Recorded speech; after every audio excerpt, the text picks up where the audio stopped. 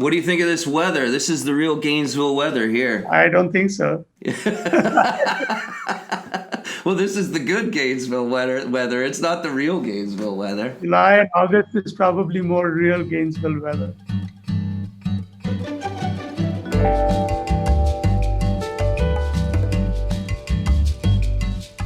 We Are Warrington is a new podcast that helps young business leaders discover what is possible by highlighting stories from the Warrington College of Business community about the University of Florida experience, business industry insights, innovative research, and more.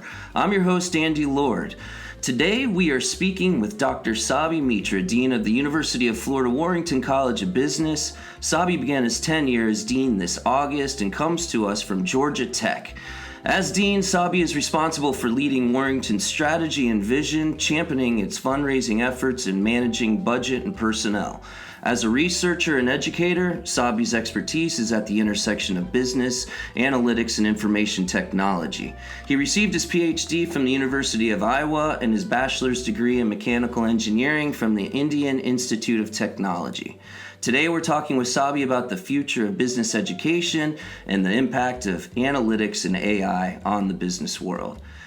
Dr. Mitra, Dean Mitra, Sabi, welcome. It's been a couple of months since you started as Dean of the Warrington College of Business. How's it going so far? Andy, very good. It's been great, but very, very hectic. You know, COVID has created some special challenges for us, as it has for many other units on campus. You may know that in spring 2021, UF will be offering as many face-to-face sections as we did in spring 2020. But with social distancing, our classroom capacities are obviously significantly reduced. And so for every face-to-face section, we have to offer an online section that will accommodate a much larger number of students. This requires every classroom to be equipped with the right technology and for faculty to adjust their teaching approaches. It's really complicated, but the team came together and implemented a viable plan that I think will serve our students very well and will keep everyone safe at the same time. I'm really so proud of the hard work everyone has put in, but it has been very hectic, Andy. Yeah, I believe so. I haven't even got to shake your hand yet.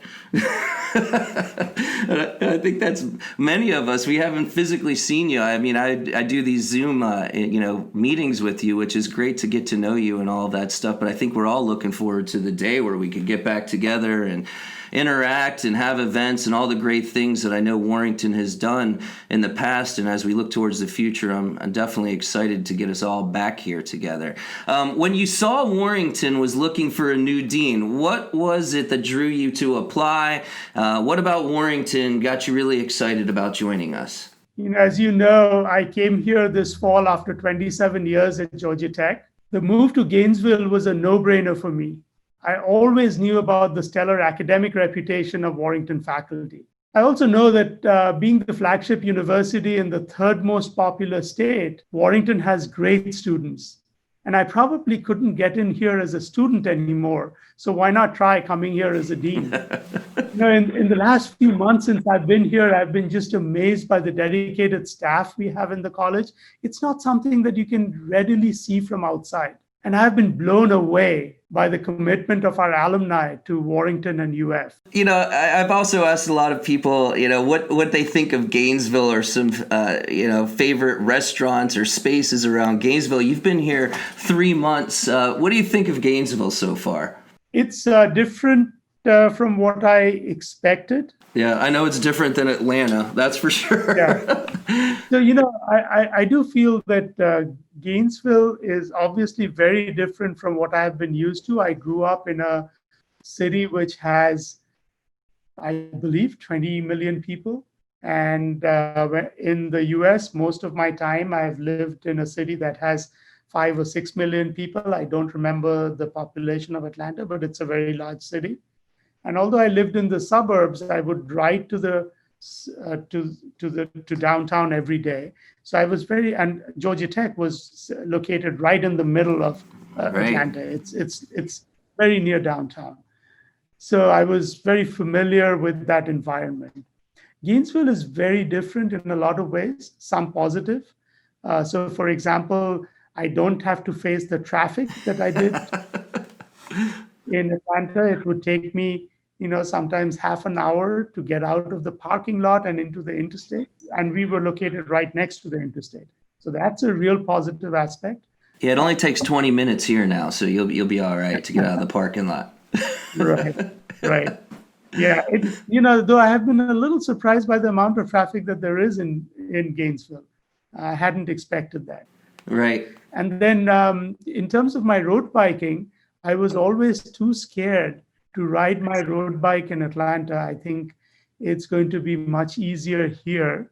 I've attempted a few rides out here, mainly on near where I live, but it's much easier to ride here. So I'm really looking forward to that.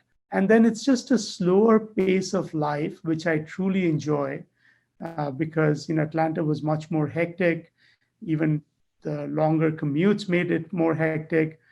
I feel much calmer in Gainesville. So lots of positives as well. You just mentioned our amazing students. We have great students here at the Warrington College of Business, and many of our undergraduate students go on to get a master's degree. A strong percentage are actually in our combined degree programs in which they're taking their undergraduate and their graduate classes at the same time. What do you think is the benefit of pursuing a master's degree, especially in today's world? Andy, there are many benefits. First, it's about giving yourself an edge in the marketplace. Being at Warrington itself gives you an edge, but a master's degree helps to differentiate you from the many undergraduates out there trying to compete in the workforce. And if you start your career with an advantage, it sort of grows over time. With some effort, that advantage you start with puts you in a better position for the next promotion and the next, and it builds over time.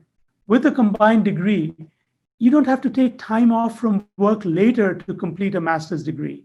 This makes it economically a much better proposition than coming back later to complete your master's. And third, you get deeper expertise in a very specific area, whether it's business analytics, finance, marketing, or international business. That makes you much more effective in your job and helps you differentiate yourself from the many other smart people out there in the workforce. You really are ready from day one.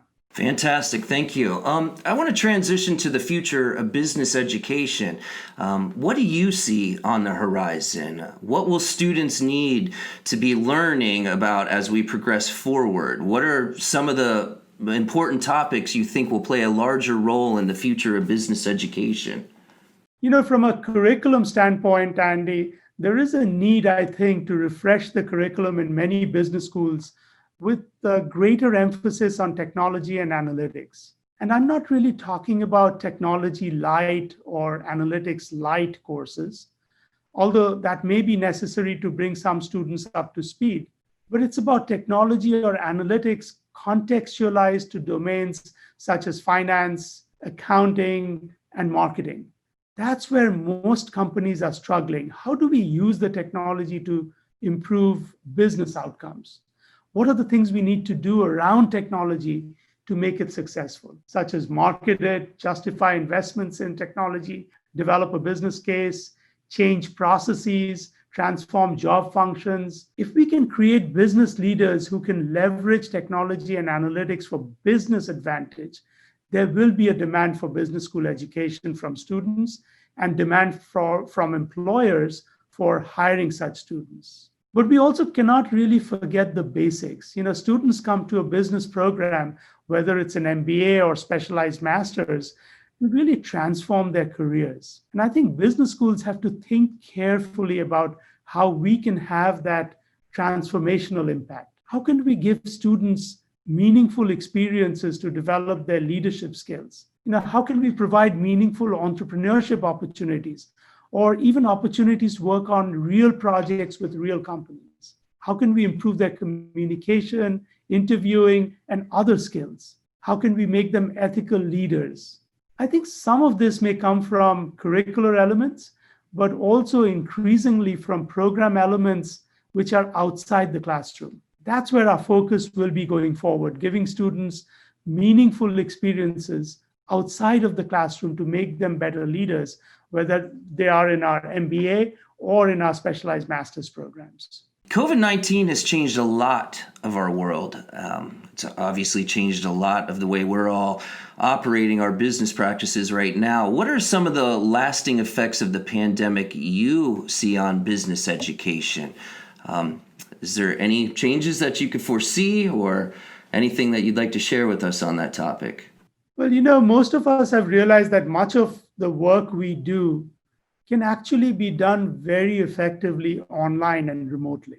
I think that's one of the profound learnings from our COVID experience. And I think that's going to stick. So students have realized that online education is not only possible, it has many benefits in terms of reach, flexibility, convenience. If you didn't quite follow a complicated accounting concept, for example, you can watch it again and again until you do understand it. It's hard to get a CEO to come to class in Gainesville, but she can join through Zoom. At Warrington, we have many years of experience with online classes, and we know how to do it well. But as I mentioned before, a business school education is more than just the classroom.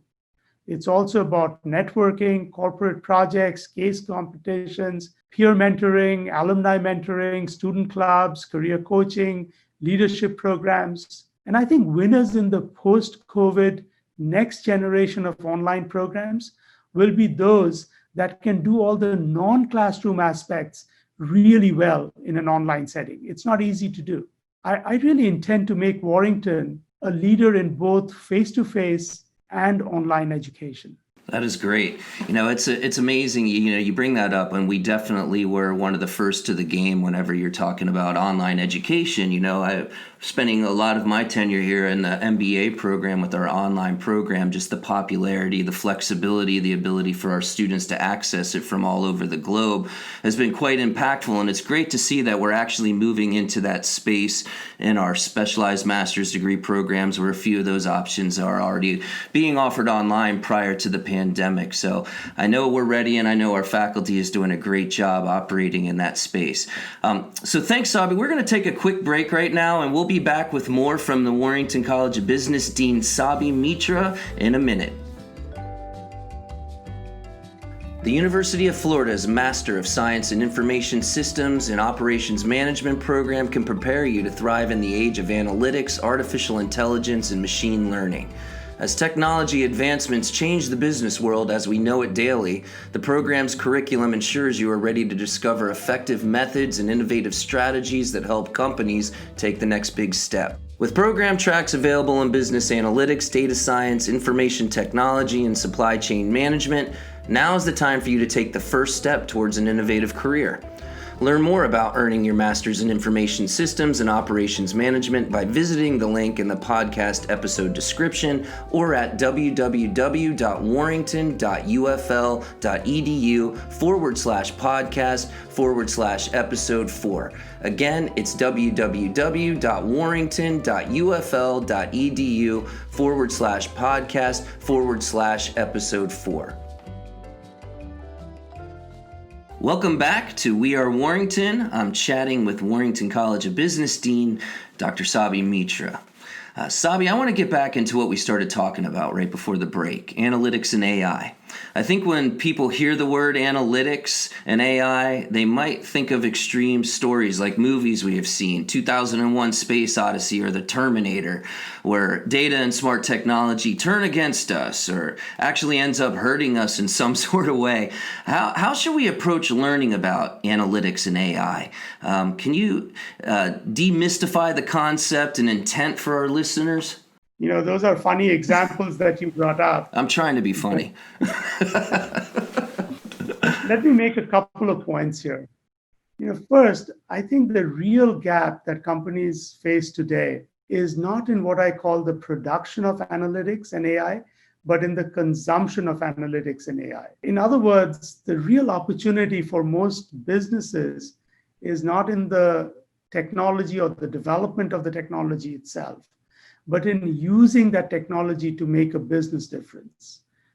For example, to improve customer service or to increase revenue or profits or to reduce costs. That's where the real gap is. How do I use this to make a business difference? So where are the opportunities for companies to use AI and analytics to make a business difference.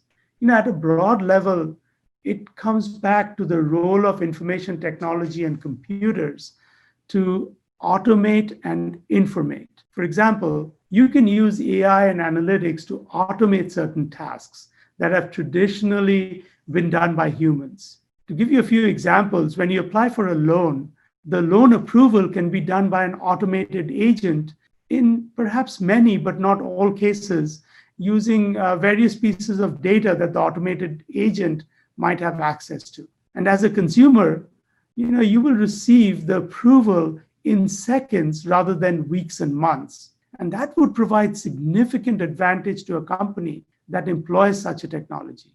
Or many of you are familiar with the facial recognition software in airports that can automate and speed up the check-in process. So that's one aspect of AI, which is automating what humans have done before. The other aspect of AI and analytics for me is informate, using AI and analytics to augment the work typically done by humans so that humans can make better decisions.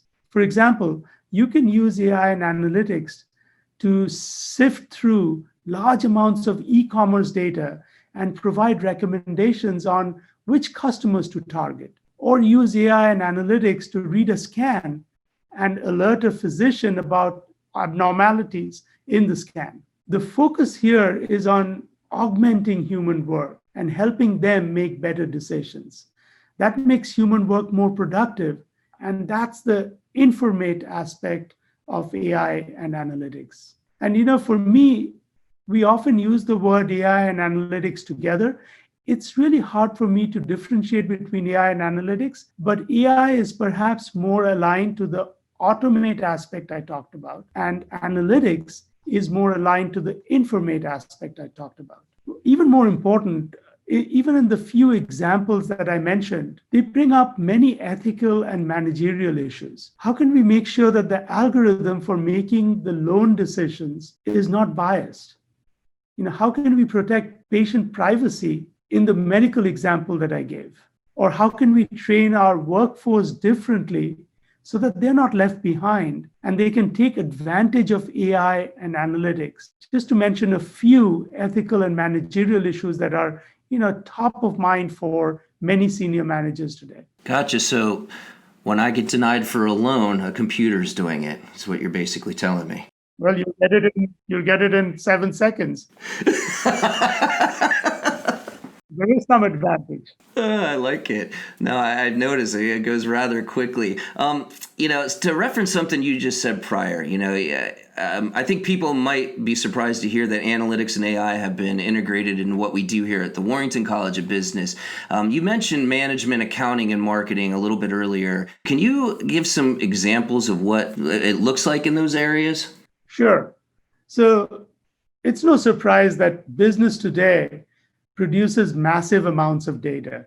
If you take the example of a retail firm that generates large amounts of consumer product, supply chain, market data, and if you take financial services firms like the one I mentioned before, they generate large amounts of transaction and consumer data.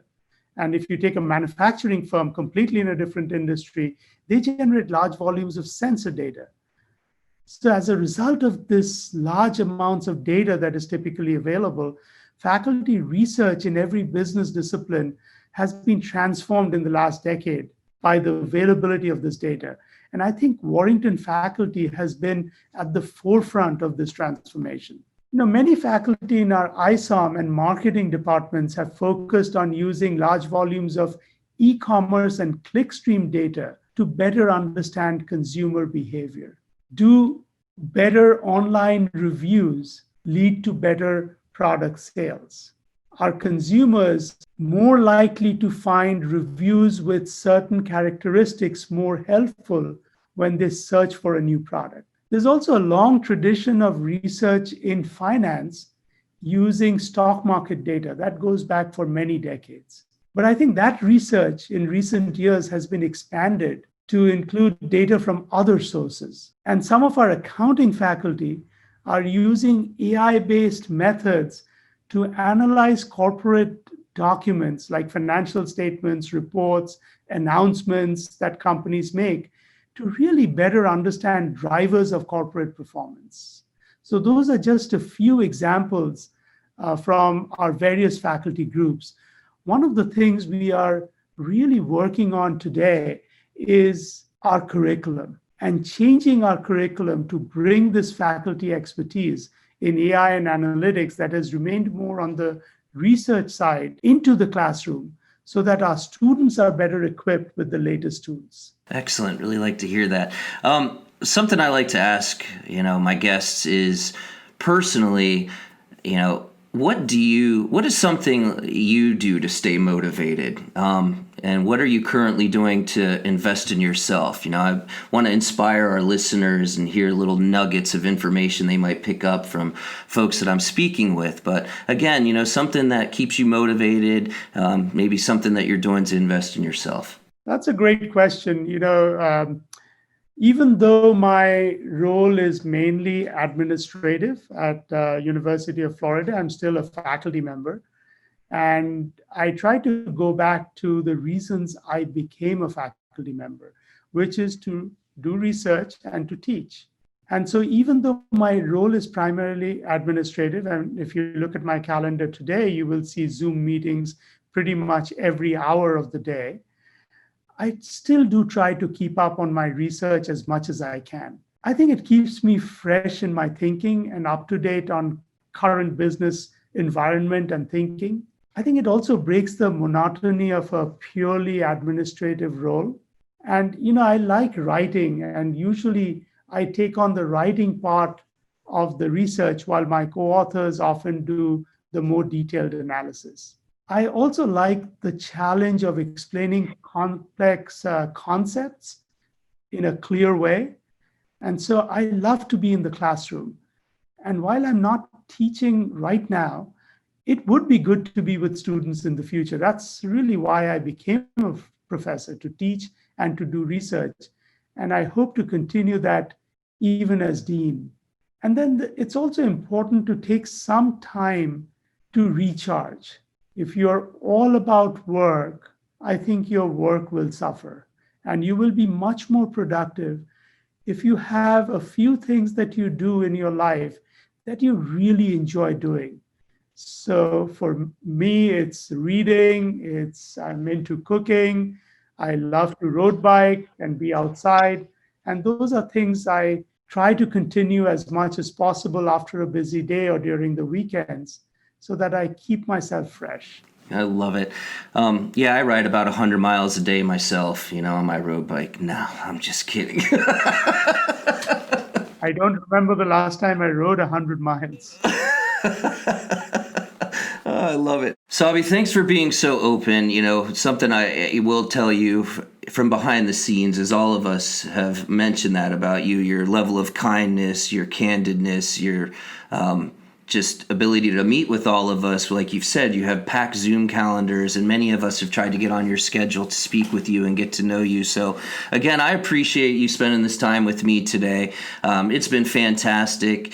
You've shared some incredible insights with our group here and our listeners. So I'm very excited for this episode to be released. Thank you, Andy. You definitely can keep up with more from Dean Sabi Mitra in the Warrington newsroom. So please keep checking out all the stuff that we're putting out. And to our listeners out there, stay motivated, stay kind, and we will see you all next time.